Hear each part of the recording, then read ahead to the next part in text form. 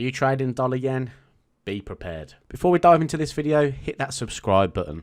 We're aiming to hit 10,000 subscribers, and your subscription really does help out.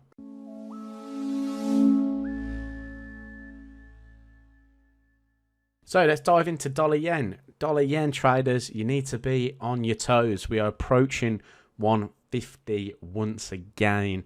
Are we going to see the intervention come in, or are we going to see price continue to push to the upside? I think the key is going to be in the data towards the end of this week. We've obviously had some really good data out of the US already this week, with core retail sales and retail sales beating expectations. But we're now coming into towards the end of the week. We've got the unemployment claims out tomorrow, and we've also got the US Federal Reserve Chairman Powell speaking. What he says in this speech could determine whether dollar yen breaches 150 and soars up to the potential 152 level. Obviously, we've seen data out of the US coming in stronger than anticipated. So what's that going to do towards the Federal Reserve plans? Are they going to keep rates higher for a longer period of time, or are they going to consider one more move to try and dampen down this recent dollar strength and this recent US data resilience? So let's go back into dollar yen. We're approaching 150 now. The last time we came into this key level, price actually reacted quite aggressively. We reached the high of around about 150 spot 15, and we quickly sank down to 147 spot 26. You can see that we are actually approaching that level again, and we did get some volatility. We reached the high of around about 149 spot 78 yesterday, and price dropped all the way to the downside to 148 spot 72. So is this a sign that those sellers are still very much active in and around this area? Now the 150 is obviously a very, very important point, because we've seen some, well, speculation of intervention around this point. Then we could see the same happen once again at that 150.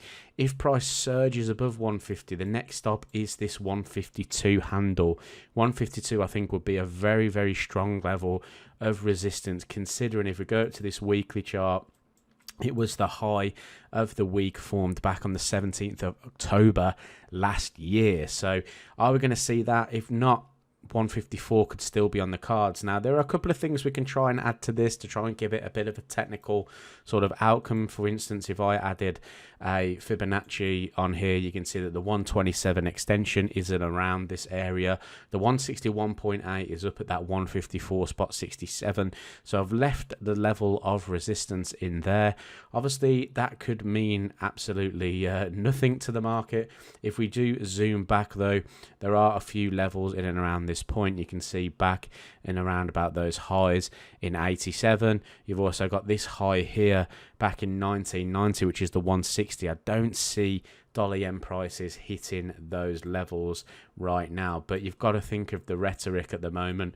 The Federal Reserve could come out and still be quite hawkish in tone, and the Bank of Japan aren't really doing anything at the moment. They're still willing to keep those low levels of interest rates. So if there's no give there with the BOJ, then there's still potential for them to lose a little bit of control here, and the yen could still weaken quite aggressively.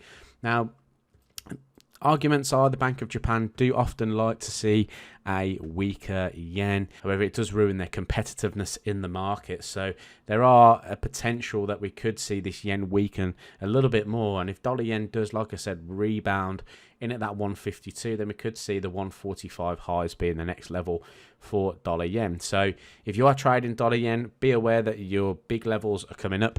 Thanks for watching this video update, and I'll catch you in the next one.